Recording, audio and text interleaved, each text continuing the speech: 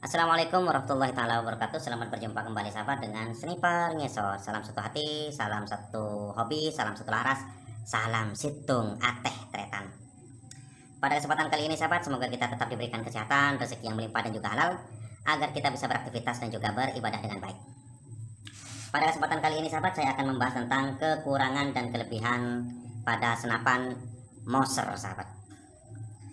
Tapi pada kesempatan kali ini saya tidak akan membahas tentang Moser milik saya secara pribadi sahabat, enggak.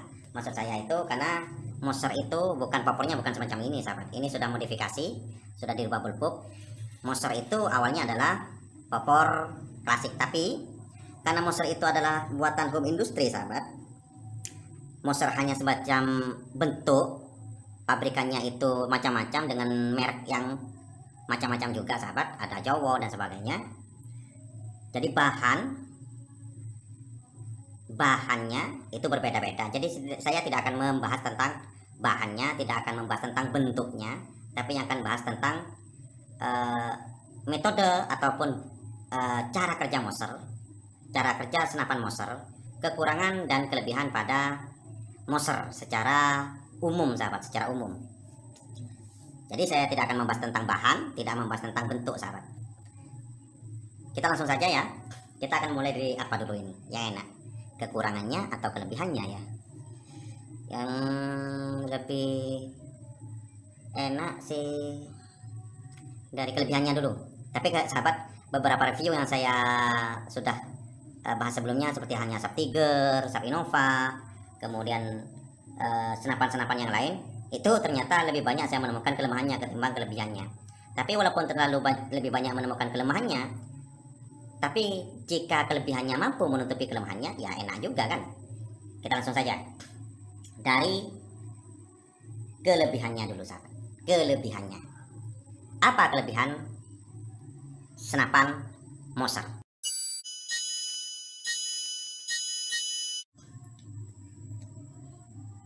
Kelebihan yang pertama sahabat, untuk jenis PCP, senapan Moser ini merupakan kasta terendah sehingga harganya termurah untuk kelas PCP. Jadi harganya murah. 1 jutaan sudah kita dapat PCP sahabat kalau kelas Moser. Beda dengan kelas-kelas yang lain, apalagi seperti FX, sampai puluhan juta sahabat. Tapi kalau Moser ini harganya ya antara 1 juta sampai 3 juta lah. Tergantung bahan, tergantung ukuran dan sebagainya. Itu kelebihan yang pertama, harganya bersahabat. Jadi para berdealer miskin semacam saya juga mampu membeli senapan semacam ini karena ya harganya mampulah kita usahakan gitu. Kemudian kelebihan yang kedua sahabat, senapan ini powernya besar. Powernya besar. Jadi PCP ini mampu digunakan sebagai big game sahabat. Karena powernya besar. Kok bisa powernya besar? Selain kalau bicara masalah tekanan pada angin pada tabung, tergantung bahan sahabat, bahan tabungnya. Karena bahan tabung pada Moser itu macam-macam. Karena ini lagi-lagi saya tekankan, ini senapan home industry, macam-macam produsen yang menciptakan. Jadi bahannya ada yang terbuat dari dural, ada yang terbuat dari monil, ada yang terbuat dari macam-macam lah. Itu masalah tekanan angin. Tapi sahabat, pada Moser sendiri pengaturan power itu ada 2 sahabat. Ini contohnya ya. Yang pertama adalah pengaturan per hammer itu mudah dijangkau, ada di sini. Semakin ditekan, dimasukkan ini pengaturan hammernya di sini ini, semakin dimasukkan ke dalam, maka per hammer semakin terdorong, sehingga ketika dikokang ini, maka menciptakan power yang sangat kuat. Selain itu sahabat, pada senapan Moser biasanya yaitu menggunakan 2 sistem tarikan kokang. Jadi tarik pertama semacam ini contohnya ya, ini satu. Kalau ternyata pengen power lebih kuat lagi sahabat, kokang lagi 1 kali. 2. Ada 2 tarikan kokang. ini. Jadi powernya lebih kuat lagi karena sampai jadi hammer di sini ini akan ditekan ke belakang sehingga ketika dilepas itu langsung menghantam sangat pada aspal sehingga angin akan terlontar sangat kuat. Itu. Jadi kokangnya ini bisa ada dua sistem, dua tarikan kokang sahabat, sehingga powernya bisa dimaksimalkan. Namun apabila menggunakan semacam itu sahabat, angin cepat boros, cepat habis. Selanjutnya, kelebihan yang selanjutnya, laras yang digunakan sahabat, larasnya itu laras OD13 tanpa serombong. Kemudian ada sahabat yang bertanya, OD13 atau OD14? Oke.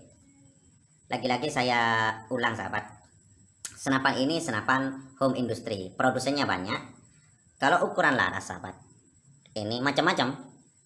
Ada yang OD13, ada yang OD lebih tinggi di atasnya. Tapi minimal sahabat, paling kecil ini OD-nya OD13. Gak ada yang OD8 seperti uklik ataupun OD9, gak ada sahabat. Mayoritas ini menggunakan OD13.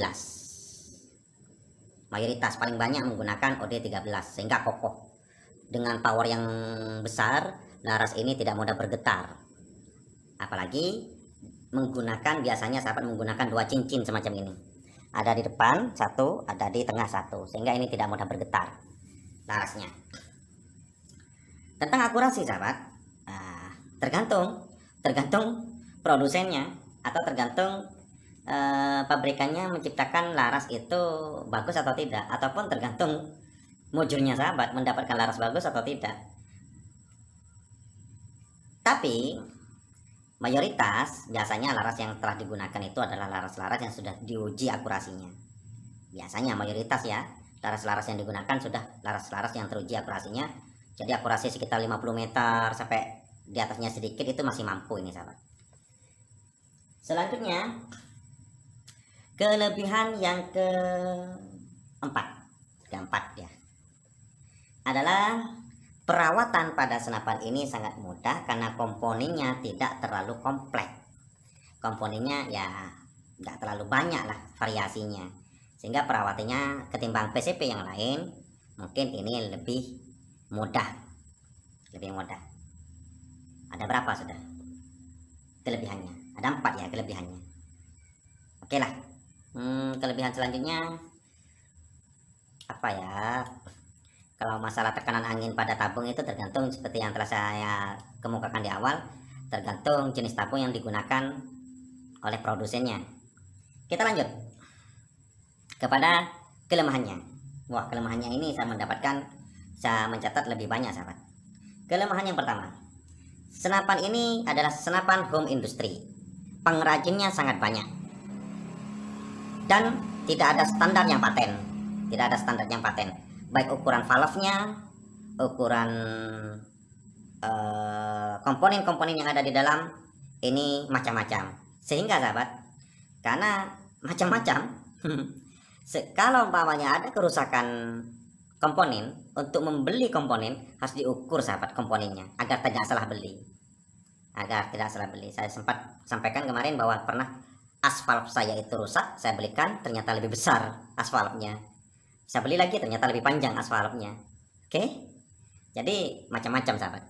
Sehingga kalau umpamanya chamber Anda rusak ataupun tabung Anda rusak, tidak bisa hanya sekedar beli tabungnya saja sahabat. Bisa saja dragnya itu nggak sesuai dengan drag di sini. Karena macam-macam produsennya banyak ini. Kemudian kelemahan yang kedua,